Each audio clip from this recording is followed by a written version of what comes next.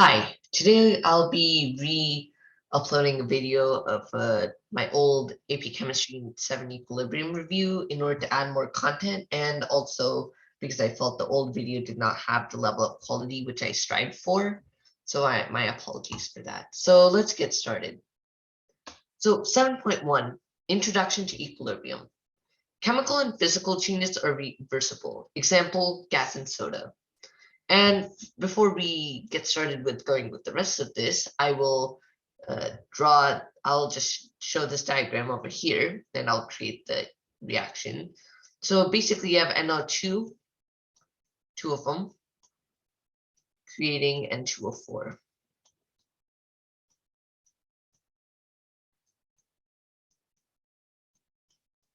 And basically with this reaction, so what you have is the forward reaction, which is when the reactants and the products are here, and the reverse reaction when it goes from products to reactants. I messed up the line. And when the forward and reverse reactions settle into the same rate, they're both at equilibrium. And this is shown over here with the straight lines over here. And this basically when the reaction rates are at equilibrium. And once they reach that straight line, as seen over here at this dotted line, the equilibrium is achieved. And concentrations of products and reactants do not have to be the same, only the reaction rates. 7.2, direction of reversible reactions. So reactions can go forward or reverse, and when the rates of the forward and reverse reactions are equal, no direction is favored. When the rate of the forward reaction is greater than that of the reverse, there's a conversion of reactants into products. And when the rate of the reverse reaction is greater than the forward, there's a conversion of products into reactants. In equilibrium is when the conversion is at like a steady rate between the two. 7.3, the reaction quotient and equilibrium constant. So these brackets denote that there's its molarity, and I believe you should know that from kinetics. So Q is basically the reaction quotient, and it basically tells if the reaction needs to proceed in the forward or reverse to reach equilibrium. It's effectively an indicator of sorts. K is the equilibrium constant, and it tells us if there are more products or reactants at equilibrium. And K is only applicable at equilibrium. So here you have the equations for Q and K, and that's shown over here. And pure solids and liquids are not included in the reaction quotient. Only aqueous solutions and gaseous particles do not include pure solids and liquids, such as H2O or, I don't know, NaCl solid. So let's go on to 7.4. Calculating the equilibrium constant. In problems involving K, a temperature is specified. K values are calculated at specific conditions and temperatures, and if the temperature changes, K will change. For example, this diagram shows how the numerator is directly proportional, and the denominator is inversely proportional to the equilibrium constant. And so let's say if the temperature increases, the numerator and like the concentrations of H2 and F2 will be directly proportional to the change, while HF will be inversely proportional to the change. And let's try this problem over here. So when you have this equation over here, write the equilibrium constant. So let's do that. So Kp will equal P xy squared, as that is the product, times px multiplied by py squared. Well, not squared, my bad. Superscript 2. Yeah. So this is the equilibrium constant. And now what you have to do is you have to use this in order to calculate the value of Kp at 298 Kelvin. So let's do this for experiment 1. So for this one, what you have to do is you just have to plug in numbers, and that's easy. So you have 1 in the top for xy squared, and then we have 2 times 5. And that's 1/10, and that would just be 0.1. For 2, we have 2 times 2 times 10. 2/2 times 10. And I'll just be cancel out the 2, and that'll just be 1/10, which is 0.1 again. And for 3, we have 0.5 as pxy squared. xy2, my bad, I keep messing that up. And we have the denominator as 1 times 5. So 0.2/5. Wait, my bad, it's 0.5/5.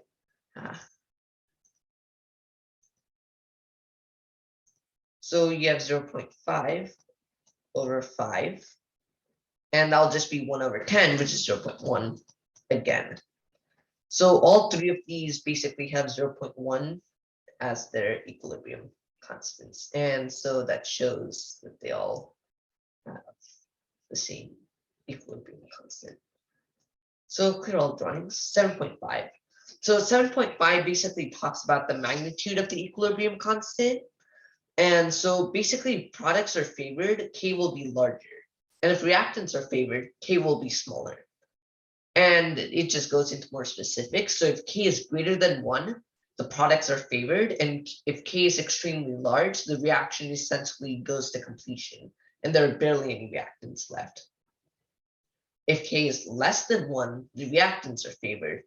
And if K is extremely small, the reaction essentially doesn't take place, and there's almost no product. 7.6, properties of the equilibrium constant. So if you reverse K, K reverse will equal 1/K forward. Overall K is basically the product of the individual K values, and K total equals K1 times K2 times K3. When a reaction is multiplied, K is raised to the power of that power. And when a reaction is divided, K is rooted to that power. So let's try a problem with this. So there's 2 things we need to know. First of all, we don't need to know any of this. Just forget about it. It's just trying to scare us. And what we have to do is we have to get all of this to equal this. And there's 2 things that we see. First of all, this is 1/2. This should be 1. So what you have to do is you have to multiply both this by 2. But you can't multiply by 2. You have to root it. So it has to be K1 squared. And this takes at least 2 out of the running. And for this one, it's asking for N2 plus O2, not 2NO. So what you have to do is we have to flip it. But to flip it, you need to put it as 1/that. So it'll be 1/K2. So what we have is we have options B and D. But then the last thing we have to do is we have to get the overall equilibrium constant, not just the K1 and K2. And in order to do that, you have to multiply, not add. So B is out of the running. So the total would just be K1 squared times 1/K2. And that's D. So erase, clear all drawings. 7.7, calculating equilibrium concentrations. So when Q equals K, the system is at equilibrium. When Q is greater than K, the numerator or denominator will decrease. And when Q is less than K, the numerator or denominator will increase. Ice tables. So ice tables basically use algebra to solve. So that's initial change in equilibrium. And you can manipulate the information from previous sections to get answers. I'll be linking a video on ice tables I made before. So If you need it, that would be a good resource to help. 7.8 is just giving some tips on when you see diagrams of equilibrium and when they give problems like that. So in particle diagrams, one circle is basically equal to 1 mole of particle unless specified otherwise. And some problems may just have you check if K equals 2 and if, sorry, K equals Q and if Q is at equilibrium. 7.9, Introduction to Le Chatelier's principle. So changing the reaction conditions of a system can knock it out of equilibrium. When molarity or partial pressure values of particles change, K still remains constant. For example, if the reactant pressure increases, the system shifts in order to consume the excess reactant and form more product in order to stabilize the equilibrium. So diluting something will have the reaction shift to the side with the greatest amount of particles in order to reestablish equilibrium, as you can gain more particles by shifting. Concentrating will have the reaction shift to the side with the fewest amount of particles. And that's due to there's being so much particles on X side that it'll have to shift in order to reach an equilibrium between both the product and the reactant side. High pressure will have the reaction shift to the side with the fewest amount of particles, and low pressure will make the reaction shift to the side with the greatest amount of particles. The gain of heat is endothermic, which is also when K nu is greater than K old, and loss of heat is exothermic, when K nu is less than K old. The value of the equilibrium constant changes with temperature change, and catalysts and solids do not at all affect equilibrium. 7.10, Reaction quotient and Le Chatelier's principle. At equilibrium, Q equals K. Q will continue to shift until Q equals K. If Q is less than K, there's not enough product, so the reaction will form more product by consuming reactants. If Q is greater than K, there's not enough reactant, so the reaction will form more reactants by consuming product. 7.11, Introduction to Solubility Equilibria. So solubility is basically the amount of a salt that will dissolve to form a saturated solution at a given temperature. Salts that are classified as insoluble are actually slightly soluble. For example, we have PbCl2 solid, and this just shows the equation for making it slightly soluble. So what you have here is you have PbCl2, and that basically makes PbCl2 aqueous, and that will turn into Pb and 2Cl. And this, you don't have to do anything with the aqueous PbCl2, and that's basically KSP. So KSP is K solubility product, and the equation for that would just be Pb concentration times Cl squared, because there's 2Cl. And there's nothing with PbCl2 because PbCl2 is solid. And what you have is you have S, or molar solubility, and you can use an ice table to calculate it. Sorry. And you can have you can basically have S as Pb and 2S as the 2Cl, and you can use that to calculate KSP using algebra. And this table just shows KSP in terms of molar solubility, and it's basically like a diagram. I would recommend not memorizing it, as it's easy to just learn it and you'll get used to it in actual problems.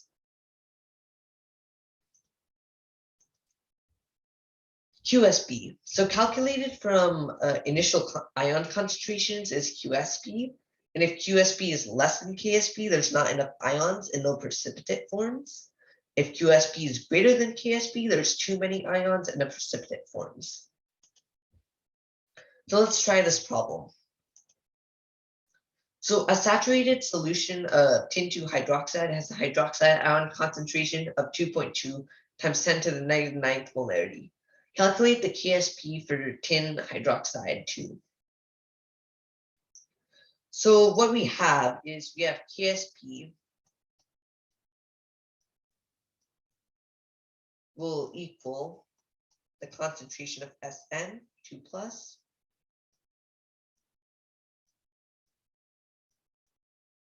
times the concentration of OH minus squared. That's because there's two AHs, and SnOH2 just turns into Sn plus 2OH.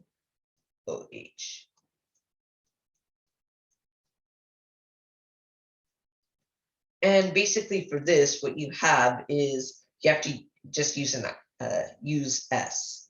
So what you have is a nice table, which is over here. So let's do ICE.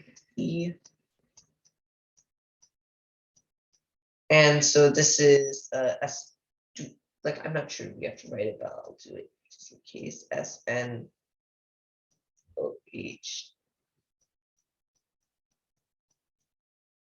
creates Sn plus 2OH.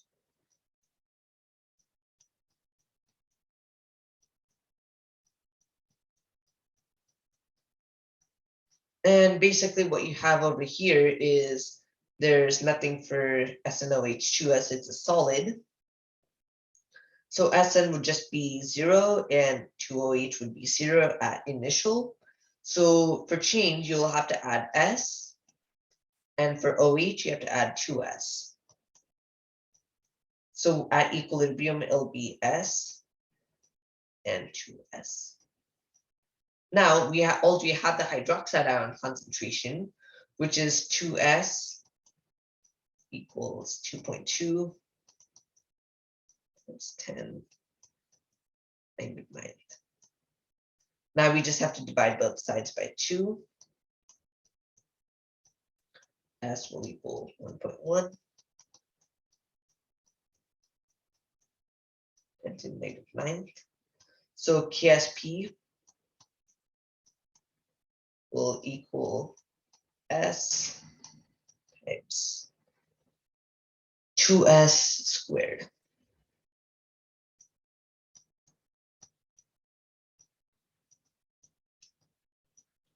And now what you have to do is basically just plug in the numbers. So KSP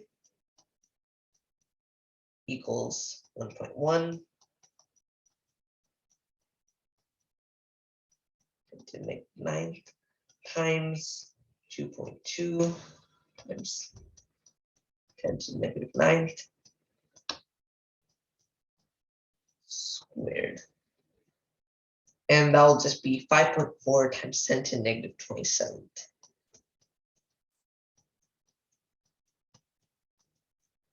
So that's an extremely small number, so barely any product is formed. So that's why it's slightly soluble. And that's our answer. So for all drawings, try another problem. So this one's more of a multiple choice one. And what we're trying to do is we have a saturated solution of CD3PO4, and we have to convert that into Mg, and we have to create like an equation to find S. So basically, let's create a nice table.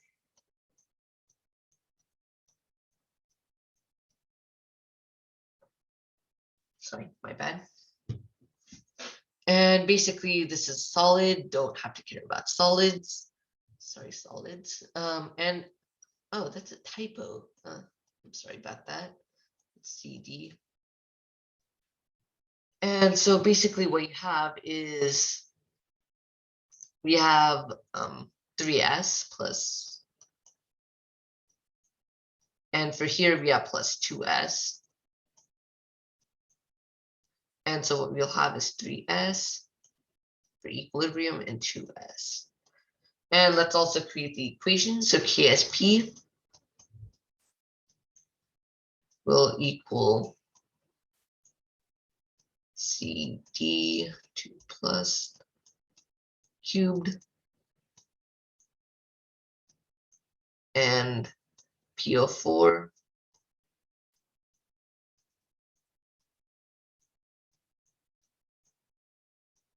Riemann squared.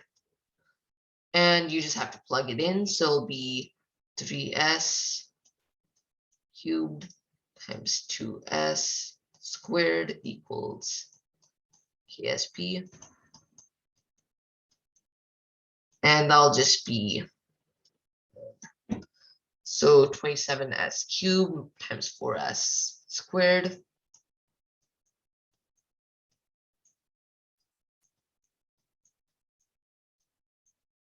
And that'll just be 108 s to the 5th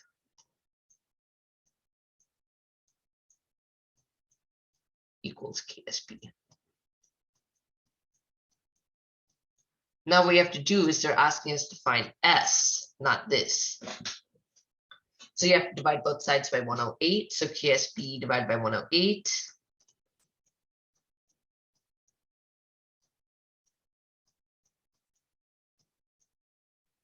Equals s to the 5th. And you have to root it to the 5th.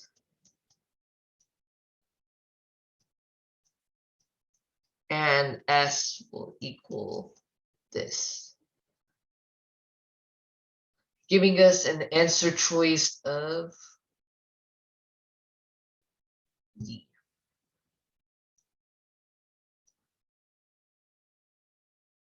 As A is 6th, it's not 6th, B is just, and C are just plain wrong.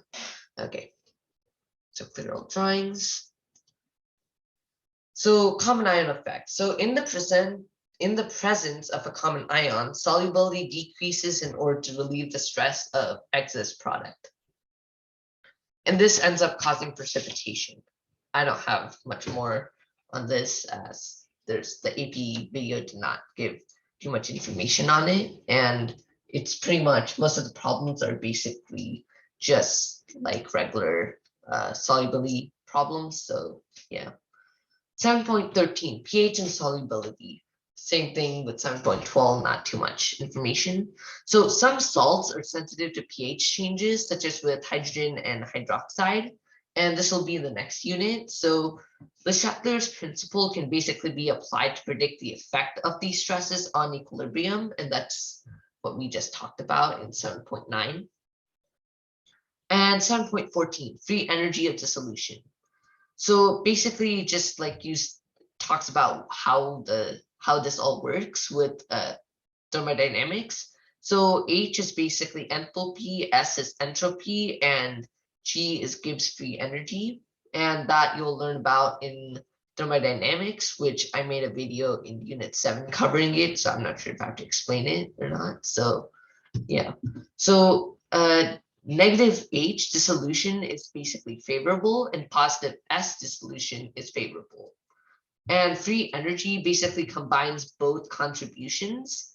And so if G is positive, then the salt will be slightly soluble, as positive is not favorable. And if G is negative, the salt will be completely soluble. So for example, a completely soluble salt is NaCl, and a slightly soluble salt is SnCl2. So basically, you have the equation G equals H plus T delta S. And there's like a whole chart with all the, like if it's positive, if H and S is positive, what temperature would allow it to be favorable. And that's in unit 9 also. So I guess that's it. So acknowledgements. So thank you to College Board for providing all the problems. They were extremely helpful, and it lessened my workload a lot. Along with that, I would like to thank a couple of friends, which I'm not sure if I can name due to it being public, but they helped with making this slideshow, and it was extremely helpful. So thank you to both, and I hope you all have a great rest of your day and stay safe.